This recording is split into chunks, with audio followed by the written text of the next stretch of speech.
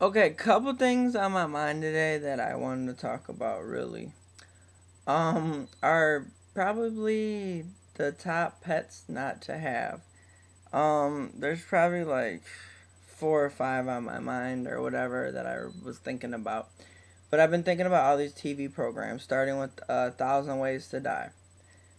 This punk motherfucker had a big ass motherfucking Komodo dragon in his house and he thought it was a pet, like it was fine. No, motherfucker, that is a wild animal that will be endangered soon because it's a wild animal and it's gonna kill you eventually. So it gets out of this cage one day and bites him or scratches him or something, and the poison was venomous. So he fell over and ended up like having a seizure or some shit. The motherfucker gets out the cage, he's still out, and ends up killing the man and eating him to death. Like, what the fuck? Then I heard about this grizzly bear story I was watching on some fucked up channel. This elderly lady. It was fucking sad. But I'm gonna need the elderly people to get it together too. I know y'all like birds and bears and shit like that. But I mean, you have to be careful with Mother Nature. She was feeding these bitches apples and pears and fucking meats and treats and all type of shit. Now everyone knows when you feed something it comes back, just like the cats in the alley. So one day, this grizzly bear, she had everything perfect where everything was cut off on her property up north.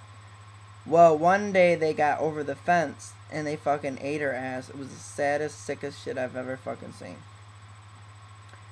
Then you got the case of Oprah where that bitch owned an orangutan.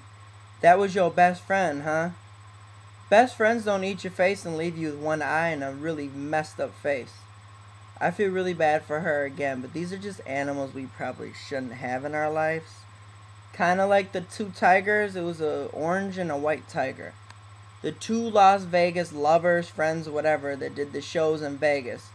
One day his tiger turned on him and bit his butt up to shreds. I think he's still living, but I mean, come on now, let's use our heads. These are wild animals. There's been a show I was watching, what was it, last summer, so on rattlesnakes. This guy had every lethal snake. And he stayed in like a house away from his mom's house in a trailer with all these exotic animals that he had to have permits for and whatever. And like, why would you want them? Nothing happened with his snakes, but in another case, another guy owned a rattlesnake. And he was handling it on one of these TV shows and it bit him. Well, let's see. You have not that long to live if you don't get that shot of that venom shot back in you because the shit's lethal. So I'm going to need you people to understand that these are wild animals. That's why they stay in the wild. So let's keep that to a minimum, celebs and regular people out here. I'm just saying, let's get it together. Enough is enough.